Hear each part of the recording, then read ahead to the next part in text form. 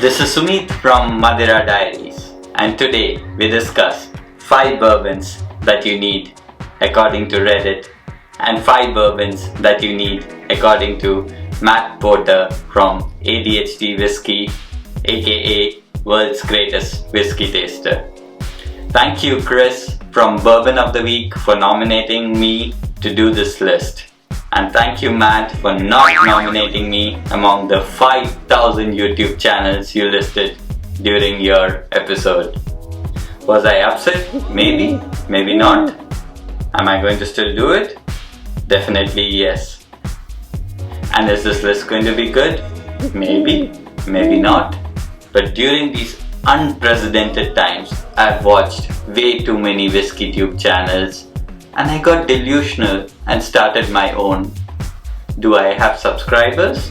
Maybe, but maybe less than ADHD's fishing channel. So is this list worth watching? For a beginner, it's pretty damn good. Dank is a word I learned from Whiskey Nation, from Droopy Whiskey, and he said we need diversity in the Whiskey Tube channel. So here it is. Enough of smack talking, let's get the list started. For the Reddit one, the first category was your daily drinker. Your go-to bourbon whenever you feel like having it. So this is the one that's not too expensive but hits your taste buds just right. For me, it was Early Times Bottled in Bond. So not so expensive, you get a liter bottle instead of your 750 ml for around $20. Does a pretty good job hitting all the bourbon notes. So for me, it was an easy choice, the Early Times Bottled in Bond. For the first category from ADHD Whiskey was the bourbon to get your night started right. And for me, that was 1792 Bottled in Bond. Is this the same one that Sean from Bourbon Junkies picked? Maybe, maybe not. Did I copy? Maybe. Or did our palate just match? They may never watch this, so why not? But 1792 Bottled in Bond. 50% because of the Bottled in Bond. Just the perfect bottle to get your night started and your palates warmed up.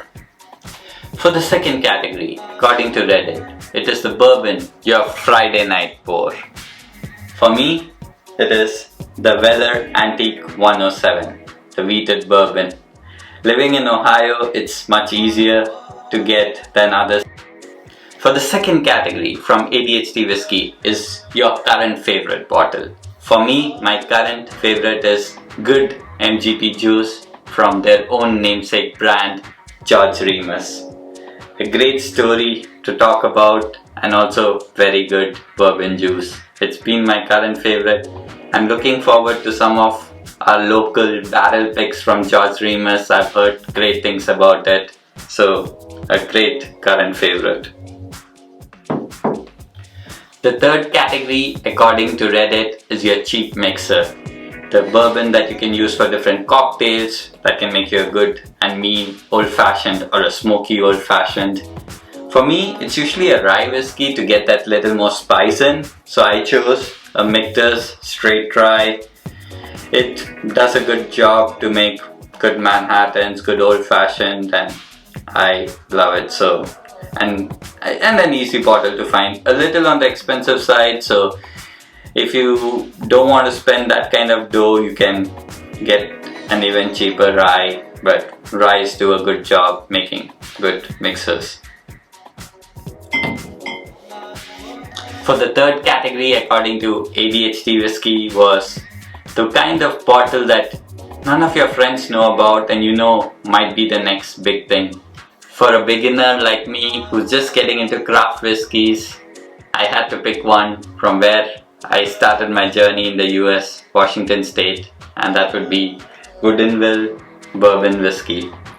Distilled in pot stills, tastes like creme brulee all the way. It's a very nice bottle and I know the hype is already on and Woodinville is making very good stuff. So look out for these guys before they become a very big sensation in the bourbon world. Fourth category, according to Reddit, is the bottle that impresses your friend. For me, it is Jack Daniel, single barrel, barrel proof, that too our own state pick, the Ohio pick edition. It's higher on the proof side, of course, because it's a barrel proof, 65.3%, but really nice bourbon. And look at the bottle, it comes with a chain, so it definitely impresses the friends who come in.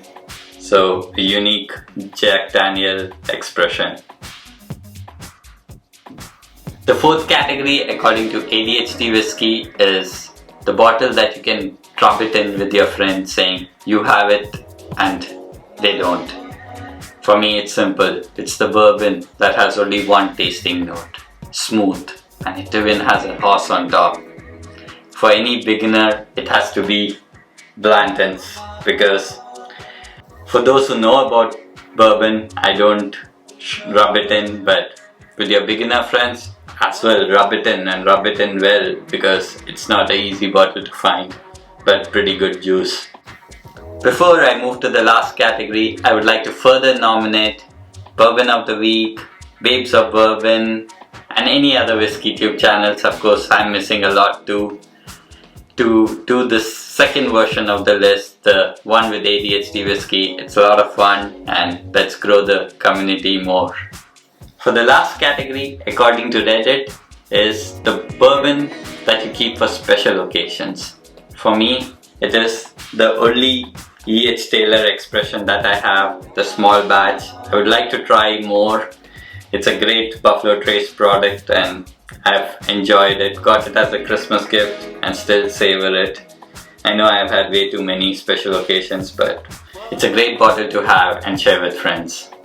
For the last category, according to ADHD whiskey, is the perfect long pour bottle. For me, it was an Indian whiskey. That is Paul John Nirvana. Look at this bottle. This SOB comes in a bottle that has elephants and different artwork in it. And this is my perfect long pour bottle. And like ADHD whiskey says, America, I say once more, India, to add diversity, and pour it along with you all. Cheers. Bloop bloop bloop bloop bloop bloop. Oh, I spilled it, but until next time, Sumit from Madera Diaries.